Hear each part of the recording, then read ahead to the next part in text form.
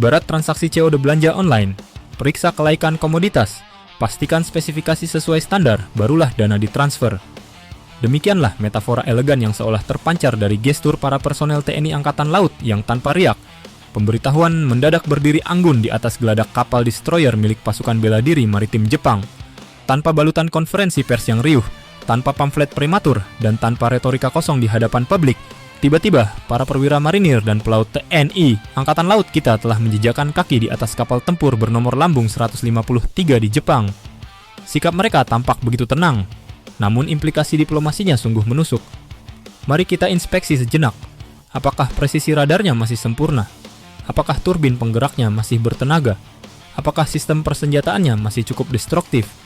Jika seluruh variabel teknis terpenuhi dan kalkulasi harga disepakati, mari kita proses kepindahannya ke Surabaya. Inilah preseden manuver berkelas yang sejatinya amat kita dambakan. Tidak ada urgensi untuk mengumandangkan narasi muluk sebelum alutsista tersebut benar-benar digenggam. Tanpa perlu membiarkan publik riuh berdebat soal wacana teknis di atas kertas, tahu-tahu here we go. Alutsista tersebut telah siap membelah gelombang Nusantara. Dan alutsista yang sedang dicermati ini jelas bukan kapal tempur biasa. Destroyer Asagiri Class.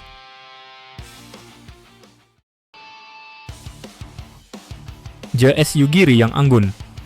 Mari kita bedah secara sangat mendalam objek yang sedang diinspeksi langsung oleh para perwira TNI Angkatan Laut ini.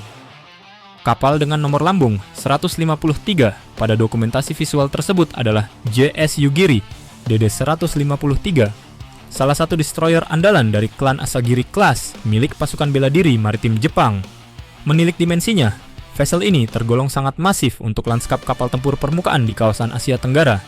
Kapal ini membentang sepanjang 137 meter, memiliki lebar 14,6 meter, serta bobot displacement penuh yang menyentuh angka 4.900 ton.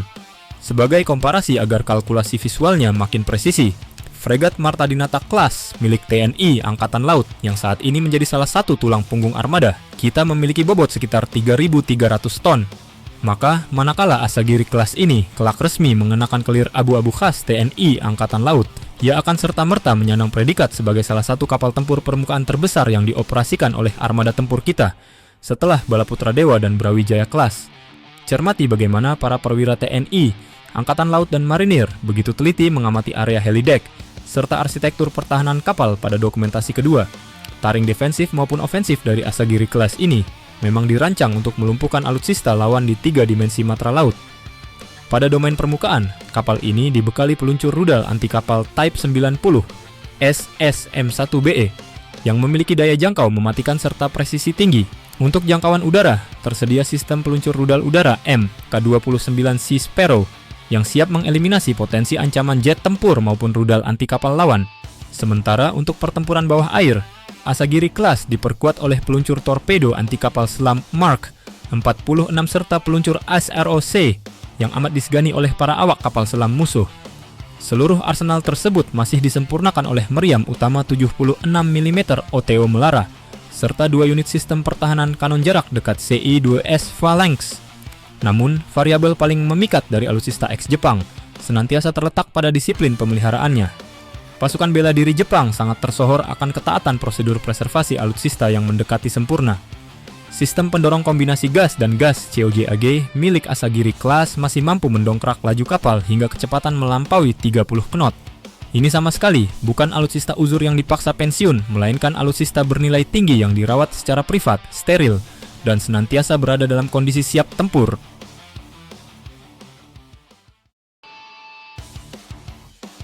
Pemegang kunci anggun Indo-Pasifik. Kini kita melangkah pada kalkulasi strategis yang paling fundamental. Mengapa Tokyo terkesan begitu ramah, begitu kooperatif, dan secara terbuka menggelar karpet merah bagi para perwira TNI Angkatan Laut untuk menginspeksi armada tempur utama mereka? Jawabannya bermuara pada kalkulasi geopolitik tingkat tinggi. Pemerintah Jepang menyadari betul bahwa Indonesia merupakan pemegang kunci keramat di kawasan Indo-Pasifik.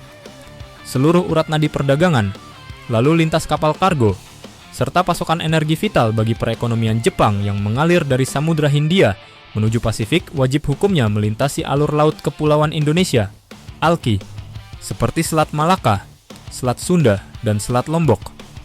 Posisi geostrategis Indonesia ini tidak sekadar vital, melainkan amat anggun sekaligus menentukan arah stabilitas Asia Timur.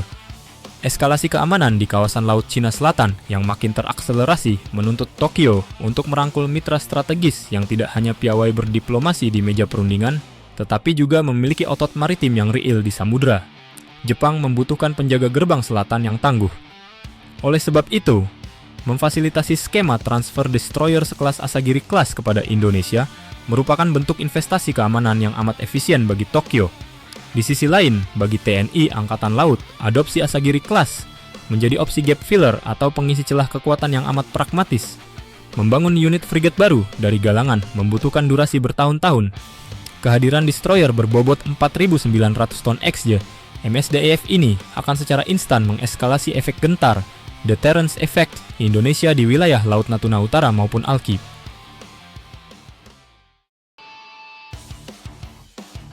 Anggun dalam proses, dahsyat hasil. Langkah senyap ini sekaligus mentransformasikan kematangan taktik diplomasi pertahanan kita saat ini. Kita tidak lagi terjebak dalam kecenderungan mengumandangkan rencana akuisisi bernilai puluhan triliun rupiah yang baru terrealisasi sedekade mendatang, sementara ancaman kedaulatan telah membayang di garis pantai. Para perwira berpangkal kualifikasi teknis diutus secara tenang ke Jepang.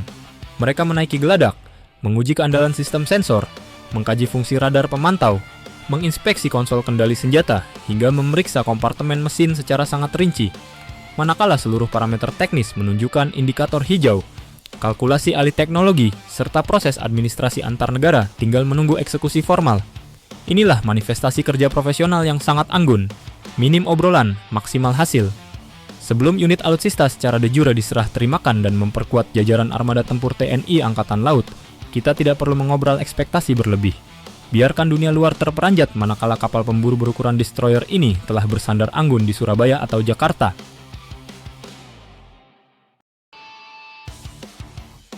Kehadiran para perwira pelaut dan marinir TNI Angkatan Laut di atas geladak destroyer Asagiri Class di Jepang menegaskan sinyal benderang bahwa arsitektur kekuatan maritim Nusantara siap melonjak ke strata yang jauh lebih tinggi. Bila kalkulasi akuisisi ini berhasil diratifikasi, sejarah baru akan terukir. TNI Angkatan Laut kembali mengoperasikan klan destroyer guna mengawal kedaulatan perairan Nusantara. Sampaikan analisis Anda di kolom komentar. Apakah keputusan melirik Asagiri Class ini merupakan kalkulasi paling presisi dalam menjaga kedaulatan maritim kita saat ini? Sampai jumpa pada analisis berikutnya.